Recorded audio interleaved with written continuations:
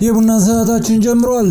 የተከበራችሁ ውድ የቡና ሰዓት ቤተሰቦች ለዛሬም ትንሽ መረጃ ወደ እናንተ ፓስ ስላደረግ ነው።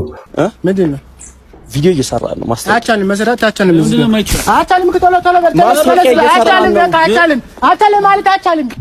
ሆን ብለው የማህበራዊ ሚዲያን የተዛባና የተቋማችንን ስም የሚያንቋሽሽ መረጃ ሲያሰራጩ አግኝቻቸዋለሁ ሲል የአዲስ አበባ ፖሊስ ቲክቶከሮቹን አፈፍ አርጎ አስሯቸዋል። ይህ መረጃ ወደ እናንተ የማደርሰው ይሆናል። ዋሊያው ከዓይንም ከልብም የራቀው የኢትዮጵያ ብሔራዊ ቡድን መርሃ ግብር ለማሟላት ከግብጽ ይጫወታል ወይስ ለማለፍ ነው የሚጫወተው? የኤፍሬም የማነ ጉዳይ መነጋገሪያነቱ ቀጥሏል። የኢትዮጵያ ፕሮፌሽናል ፉትቦል አሶሲዬሽን ኤፍሬም የማነን ፍርድ ቤት ገትረዋለሁ ሲል ይቅርታ እንዲጠይቅ ጠይቆታል።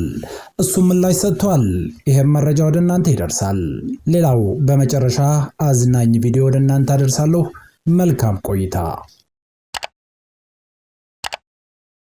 ሆን ብለው በማህበራዊ ሚዲያ የተዛባና የተቋማችንን ስም የሚያቋሽሽ መረጃ ሲያሰራጩ የተገኙ ግለሰቦችን ይዤ ምርመራ እያጣራው ነው ሲል የአዲስ አበባ ፖሊስ ሸጋው ጫኔ፣ አንለይ መሐመድ፣ ሐምዛ ያሲን፣ አቤኔዘር ተስፋዬ በየነና ጌትነት ደምለው ዳምጤ የተባሉ ግለሰቦች በቂርቆስ ክፍለ ከተማ ወረዳ 10 ልዩ ቦታው ደብረ ወርቅ ህንፃ አካባቢ የአዲስ አበባ ደንብ ማስከበር ባለስልጣን የቀድሞ የደንብ ልብስ የሚመስል በማሰፋት በጎዳና ንግድ ላይ የሚተዳደሩትን ግለሰቦች ንብረት በመበተንና በመደብደብ የቢሮውን ገጽታ የሚያንቋሽሽ መልኩ የሐሰት ቪዲዮ አዘጋጅተው በቲክቶክ ማሰራጨታቸውን ተከትሎ በቀረበባቸው አቤቱታ በቁጥጥር ስር አውያቸዋለሁ ሲል የአዲስ አበባ ፖሊስ አስታውቋል። ግለሰቦቹ በተቋሙና በሰራተኞች ላይ እንደዚሁም በህዝብ ዘንድ አሉታዊ ስሜት እንዲፈጠር አስበው የተቋማችን የቀድሞ የደንብ ልብስ የሚመስል አዘጋጅተው ድርጊቱን መፈጸማቸውን ፖሊስ አስታውቋል። የፈጸሙት ድርጊት በህግ የሚያስጠይቅ በመሆኑ በቁጥጥር ስር መዋላቸውን ነው ፖሊስ የገለጸው። ሐሰተኛ መረጃ ማሰራጨት በህግ የሚያስጠይቅ መሆኑን መሰል ድርጊት የሚፈጽሙ ግለሰቦች ከህግ ውጭ ድርጊታቸው ሊታቀብ እንደሚገባ የአዲስ አበባ ፖሊስ አስታውቋል።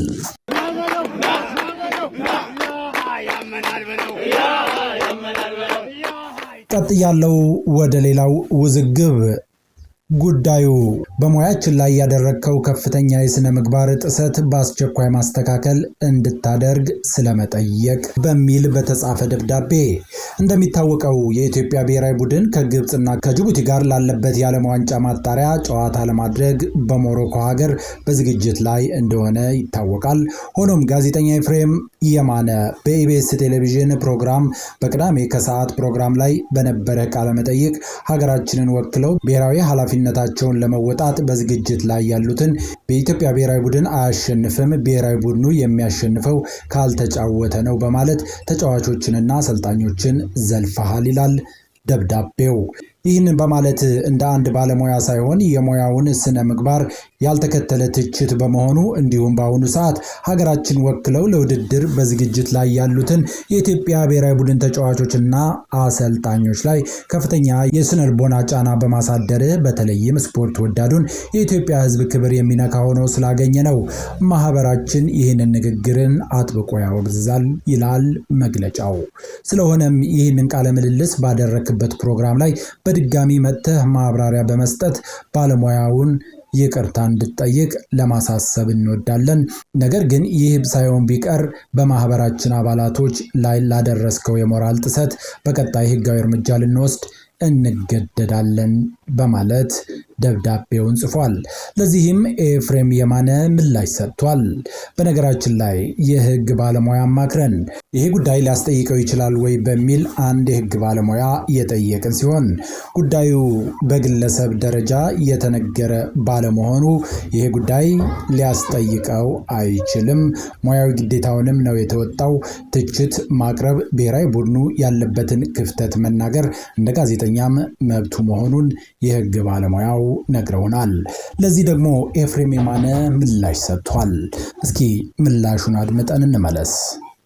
ዋሊያው ከዓይንም ከልብም የራቀው የኢትዮጵያ ብሔራዊ ቡድን መርሃ ግብር ለማሟላት ከግብጽ ይጫወታል ወይስ ለማለፍ ነው የሚጫወተው? ለምሳሌ ይሄን ያልኩት በኢትዮጵያ የኦሎምፒክ ውዝግብ ወቅት የኢትዮጵያ ስፖርት ዝቅታ የመጨረሻውን ጫፍ አይተን እናውቃለን አይደል? ባለፈው ክረምት ከቶኪዮ እስከ ፓሪስ የነበረ ያ ሁላ ውዥንብር ፍርድ ቤትም የትም ደርሶ ከዛ በኋላ የኢትዮጵያ ስፖርት ላይ ፈቀቅ ያለ ነገር የለም። እንዲሆን ይፈልጋሉ ብለን ደምድመን ዘግተናል። አሁንም የኢትዮጵያ ብሔራዊ ቡድን ሊጫወት ሲል በየጌሙ የሚሸነፍ ብሔራዊ ቡድኑን ኢትዮጵያን ይወዳሉ። ከፍታውን አልፎ አልፎ ሲያዩም 31 ዓመት ጠብቆ የኢትዮጵያ ብሔራዊ ቡድን አፍሪካ ዋንጫ ሲገባ ካንተ ኮሜንተሪ ጋር ፍቅር ህያው ሲሆን አዲስን ጻዳነ ሳላዲን አሰልጣኝ ሰውነት ቢሻው ያ ታሪክ ቀያሪ ትውልድ ሲመጣ የኢትዮጵያ እግር ኳስ ለሁድ ጨዋታ ቅዳሜ 1 ሰዓት አዲስ አበባ ስቴዲየም የሚሰለፍ ሀገርና እንዲያደረገ ብሔራዊ ቡድን ነው። እዛ ላይ ቆሞ የቀረ ነው የኢትዮጵያ እግር ኳስ። ከዛ በ9 ዓመት እንዴት እንደተመለሰ እናስታውሳለን ከአሰልጣኙ ውበቱ አባተ ጋር። ከዛ በፊት በተለይ ከአብርሃም የኮትዲቯር ጨዋታ ስኬት ጋር የኢትዮጵያ ብሔራዊ ቡድን እድሎቹን ተጠቅሞ ዳግም በ9 ዓመት ወደ አፍሪካ ዋንጫው ተመልሷል። ከዛ ማግስት እንደገና ወደ አፍሪካ ዋንጫ መመለስ ብርቅ ሆኗል። በኢትዮጵያ እግር ኳስ በኢትዮጵያ ብሔራዊ ቡድን ላይ በተለይ ናሽናል ቲሙ ፍቅር ከአይንም ከልብም የራቀ ነው። በዚህ ሂደት ላይ ድንገት ናሽናል ቲሙ ሊጫወት ሲመጣ ፖለቲካ አድርገውት ነገሩን ስለ ሀገር ፍቅር፣ ስለ ብሔራዊ ቡድን ክብር ከፍታ የብሔራዊ ቡድን የነገ ጨዋታን ተከትሎ ናሽናል ቲም ማላገጫ እንዳልሆነ ሊመክሩን የሚሹ ሰዎችን ምን ያያለውና በጣም ስለሚገርመኝ ነው። ማን ነው እያላገጠ ያለው? የኢትዮጵያ እግር ኳስ ስርዓት ላይ ማን ነው እየተሸነፈ ያለው? ወይስ ዝም ብለን እናያችሁ? ከእውነት መጋፈጥ ያስፈልጋል። እንደው ዝም ብሎ መልስ ለመስጠት ሳይሆን ከዚህም በላይ መናገር ይቻላል። አትርሱኝ ይመስለኛል። እኔ ኢትዮጵያን ከፊት አድርጎ ለኢትዮጵያውያን በሚመጥን መልኩ ሳይሰራ ግን ሀገር ነው የምንወክለው ራስ ላይ ማሾፍ ነው። እኔ ከፌዴሬሽኑ ከፍተኛ ወጪ ጋር ፍቅር ባለፈውም ብየዋለሁ፣ የመጨረሻ ሐሳቤ ነው። ናሽናል ቲሙ ጨዋታ በኖረው ሰዓት እንቅልፍ የሚያጡት እኮ የፌዴሬሽን አመራሮች አለፍ ሲል ገንዘብ ከየት ይገኛል ነው እኮ ፍቅር። ከ90 ምናምን ሚሊዮን ብር በላይ እኮ በልቷል የናሽናል ቲም በየሜዳው እየተጫወተ በውጭ በሜዳ ኪራይ። ቁጭት፣ ጸጸት፣ እንዴት ስቴዲየም የለንም? ኢንፍራስትራክቸሮቻችን ምን ይመስላሉ? የክለቦቻችን መዋቅር እንዴት ናቸው? እግር ኳሳችን ለምን ፈቀቅ አላለም? ስፖርታችን ለምን ፈቀቅ አላለም? እንደዛ እልፍ ጥፋት እየታየ ማን ነው ሃይ የሚላቸው የሚለውን ሚዲያው ከማጋለጥ ውጭ አይጠይቅ አያነሳ።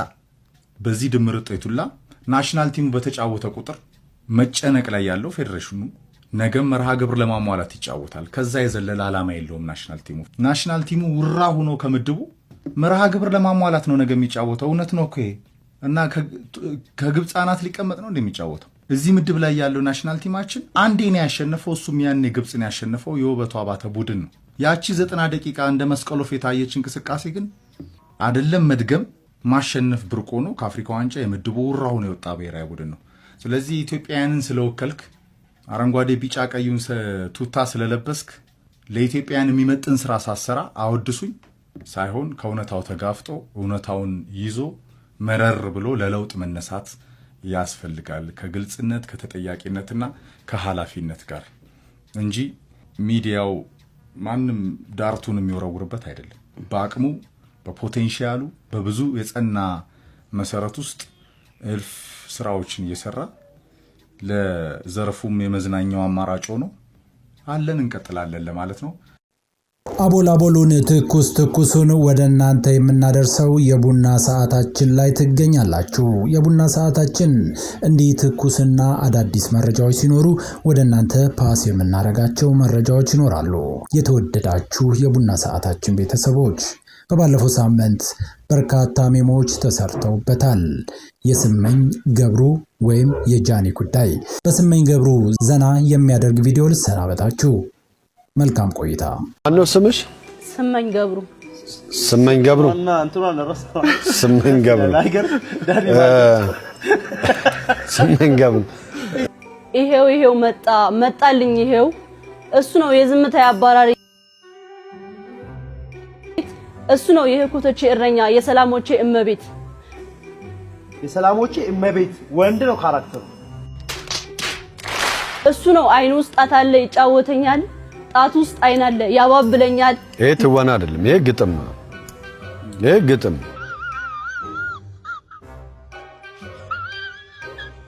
እኔም አልነገርኩት፣ ሚስጥሩን አላውቅም። እኔ ስለመጣ ብቻ ይጫወተኛል። ወደዚህ እንቅስቃሴው ለምንድን ነው? ለዘፈን ምክንያት ነው። መጣች አልመጣች